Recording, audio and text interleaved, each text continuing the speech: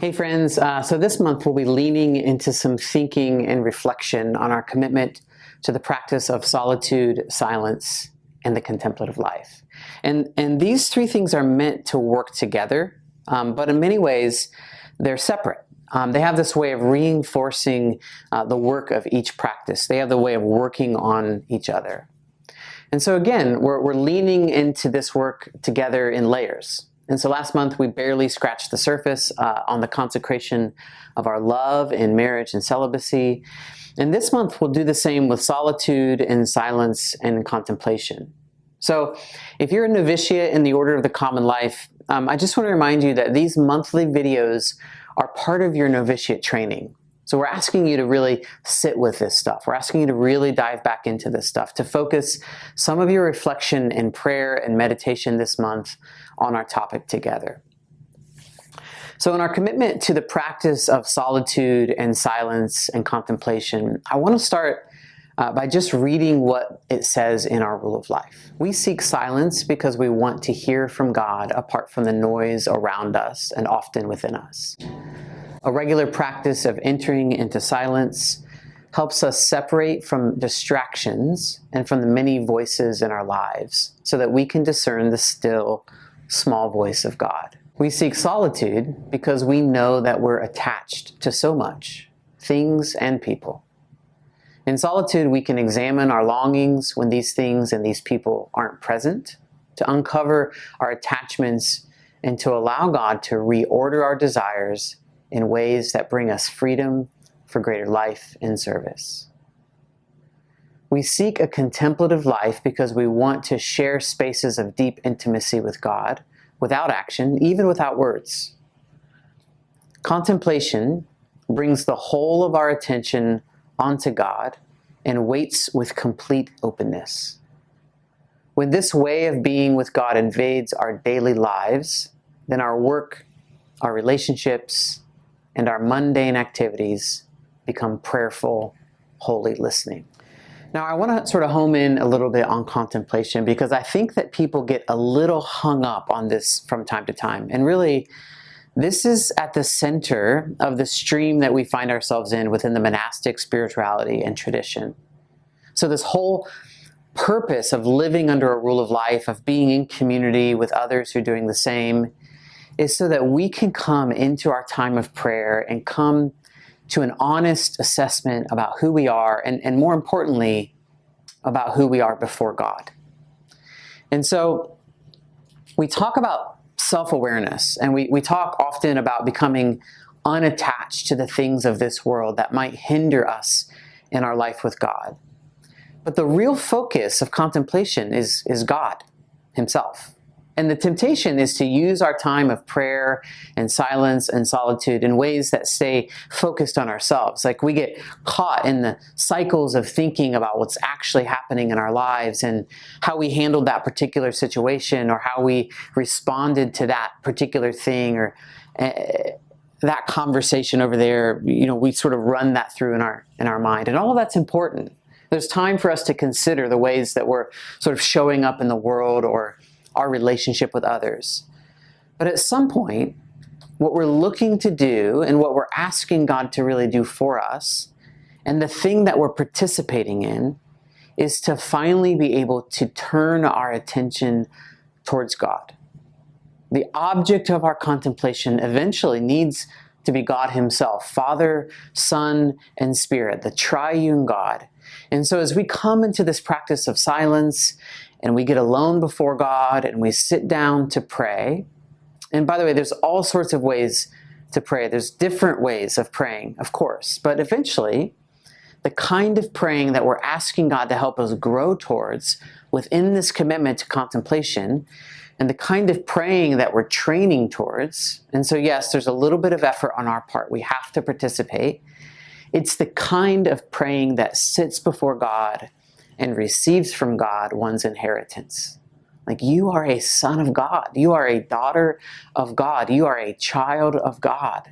You're an heir of God, a joint heir with Christ. And you are led by the Spirit of God, and so God's Spirit is within you, and all of this is your inheritance. And this inheritance is meant to be received in this place of contemplation, this place of stillness of heart, or purity of heart, as the Cistercians called it. God speaking directly to your heart. So Thomas Merton talks about this quite a bit in his writing. I've been reading a lot of Merton recently. The joke is that I'm always reading a little bit of Merton. And Merton talks about this as the experience of freedom. Contemplation is the experience of freedom found in that place of quietness when your heart is able to receive the love of God without the anxieties of the world, having set aside all of the distractions, having more or less stop thinking about one's own self and one's own self-importance, that you're finally able to just be before God. And Merton says that we have to have a holy obligation to defend this freedom, to combat against all of the things in our life that press against it. So what this means is that the journey towards contemplation has in it a little bit of tenacity to fight off our anxieties and distractions. And usually when we're sitting down to practice some silence and move into some contemplative prayer, what we're hit with is distraction. I don't know if that's true of you, but it is of me. So let me just talk a little bit about distraction, because distraction in prayer is normal. And usually when we sit down to pursue a contemplative posture before God, we get flooded with all of these thoughts that come to us. And some of these thoughts, well, they come from God. And some of these thoughts come from the enemy. And some of these thoughts are just sort of the busyness of our own minds, like percolating and surfacing to the top. And we have to be really discerning about which thoughts come from which place. So John Cassian, in his conferences, he gives us a story about how we should think about the thoughts that come in to distract us. And he says, we have to be smart like a money changer, like sitting at a desk changing money, examining gold coins and testing them to see which of the coins are pure gold and what is counterfeit. And so there's a sense in which Cassian urges us to weigh and judge the thoughts that come to us, because some of those so-called distractions, they actually might be God. And some of those distractions might be the enemy, and some of them might just be our own ideas. And so this is the process of discernment of spirits in the Ignatian tradition, which means that really throughout the framework of spiritual formation within monasticism, what we see is that there's really a great need to not just allow ourselves to follow every single thought, particularly when we're trying to pray. And more particularly, when we're trying to be led by God into contemplative prayer.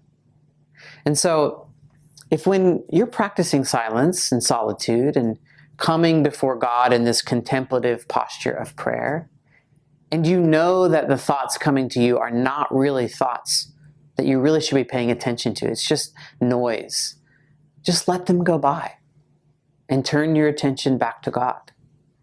I mean, don't even fight with the distraction. Just notice it and then let it go right on by, and then just simply turn your attention right back to God. And even this act of dealing with distraction is itself a way of praying. It's turning one's attention to God over and over, and this can be a form of praise and love to God. Okay, so let me just recap a little bit here, friends. The focus of contemplation in silence and solitude is not you. It's God and God's love for you and your belovedness.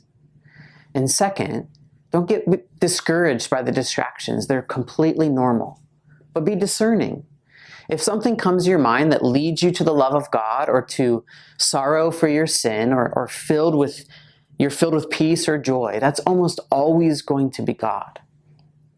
But if it's just distraction, if it takes you away from sitting in God's presence, if it's like I should pick up my phone, like just let it go away without any judgment and turn your attention back to God. I'd love for you to carve out some extra time in this practice this month. I have a couple of things for you to think through and journal through this month as you sit with this commitment to solitude and silence and contemplation. Okay, friends, much love.